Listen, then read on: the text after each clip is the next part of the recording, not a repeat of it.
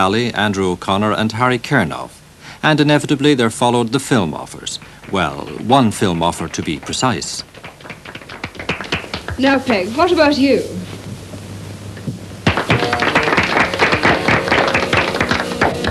On the deck of Paddy Lynch's boat, I sit in woeful plight, sighing all the livelong day and all the lonely night.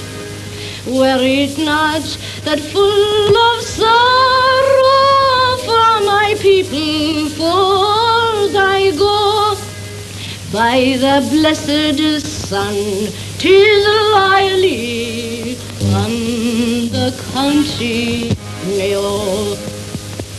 'Tis my grief that Paddy Loughlin isn't early Nirrell still, and that Sean Boo no longer rules as Lord upon The film was called Island Man, later renamed West of Kerry.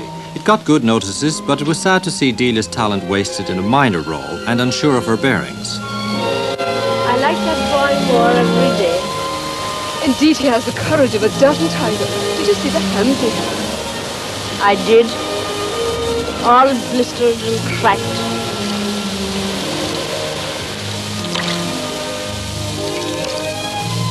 And believe it or believe it not, she had to stand back while somebody else sang one of her songs.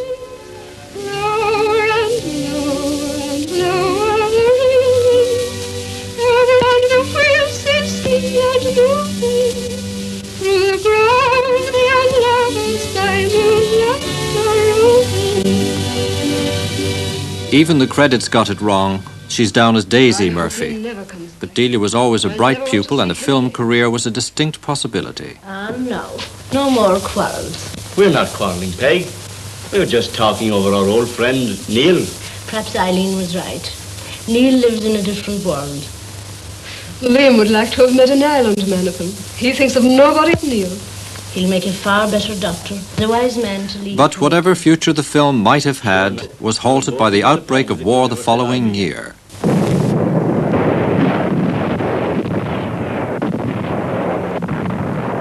Dr. Kiernan was appointed Ireland's minister to Germany, but because Ireland was still in external relations with Britain at the time, he couldn't go. Eventually, in 1941, Dr. Kiernan was appointed Ireland's Minister Plenipotentiary to the Vatican. It had an abiding impact on me. It also had an abiding impact on my mother. She liked the culture very much, and there were a number of Irish priests caught in Rome during the war. They couldn't get to and fro like we could because special provisions were made and at great cost to get diplomats in and out. That couldn't be done for citizens. Or it wasn't done, put it that way. So they stayed there for the whole war in the Irish College. Well, they became rather lonesome because they were staying longer than they had wished to stay. And my mother used to sing for them. And of course, she was very well known by then in Ireland, and her records were selling very well.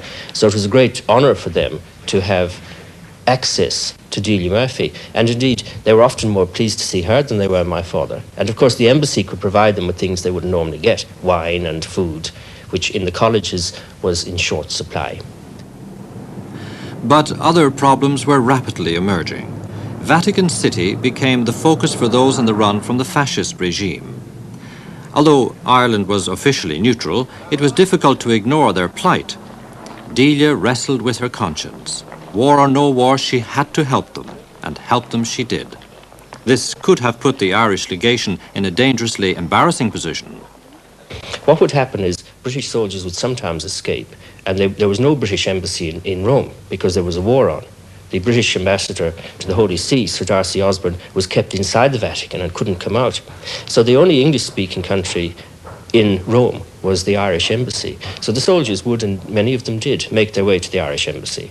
And then they would be smuggled in to the Vatican and delivered over to Sir Darcy Osborne, who was the head of the British who was the British ambassador, and his chief man, he had only one servant, Hugh Montgomery, and he was a undercover agent, and he had ways and means of smuggling these British soldiers back and could get them back to England.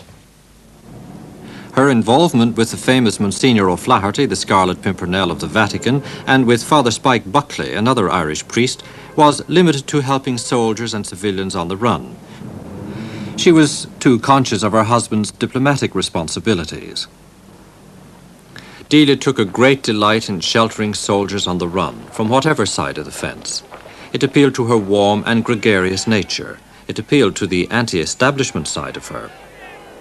In fact, the legation not only helped Allied soldiers in distress when the Germans occupied Rome, but when the Allies took over, the Kiernans' chief concern became the safety and comfort of those German and Japanese diplomats whom nobody else would speak to now that times had changed.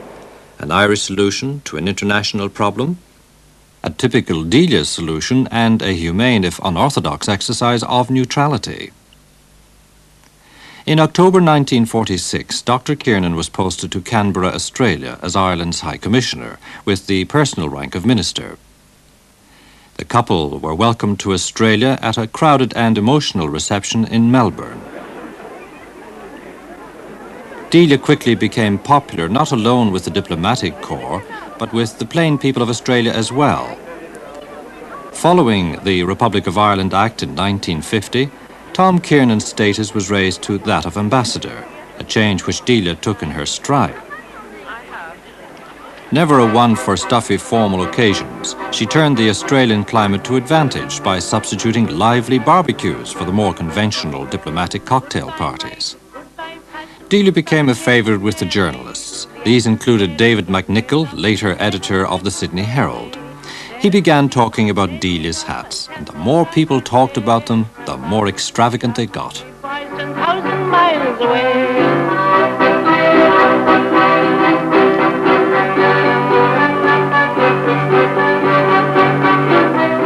The ship will sail in half an hour to cross the broad Atlantic.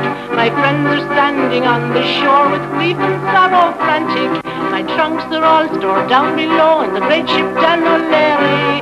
The anchor's weighed and the gangway's up and I'm leaving Tipperary. Goodbye Mike and goodbye Passion, goodbye Kate and Mary. The anchor's weighed and the gangway's up and I'm leaving Tipperary. Delia delighted the columnists, but was that in fact a good thing for the wife of a diplomat? Colm Kiernan. Well, he was very pleased with them, mostly. Like if they said, you know, the Irish ambassador had addressed an audience of Irishmen in Sydney, and later on the Irish ambassador's wife sang. This was good. But on some of the occasions, the headlines would be, "Era minister's wife steals the show," or something of this kind, you see. And this wouldn't be much use to send back to his own government, you know, to send that back to the Department of Foreign Affairs in Dublin and say, well, you pay me to be the ambassador, but my wife steals the show. So naturally, he didn't want it to go that far, but that was it. It sometimes got that far. In 1950, she left Australia and came back to Ireland with her youngest daughter Orla, who was to study medicine in Dublin. A London music publisher signed her up, and once more she began singing in ballrooms and clubs around Britain and Ireland.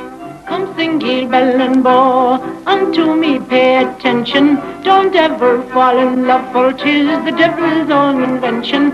And once I fell in love with a damsel so bewitching, Miss Henrietta Bell out of Captain Kelly's kitchen. Tooraloorala, tooraloorala-dee, tooraloorala, tooraloorala-dee. At the age of 17, I was apprenticed to a grocer, not far from Stephen's Green, where Miss Henry used to go, sir. Her manners were sublime, she set me heart a twitching, and she invited me to a hoolie in the kitchen. Tooraloorala, tooraloorala-dee, tooraloorala, tooraloorala-dee. This was the time Delia was happiest with her singing, enjoying her freedom from the duties of being a diplomat's wife, driving to the four corners of Ireland to perform in dance halls and parish halls, sometimes with her daughter Orla at the wheel. Oh, the audience just absolutely loved her, bearing in mind now that she was born and reared not very far from where this first concert was at, but this was the first time that an awful lot of the people there were actually seeing her, and we had heard her records, the infamous three lovely lassies from Banyan and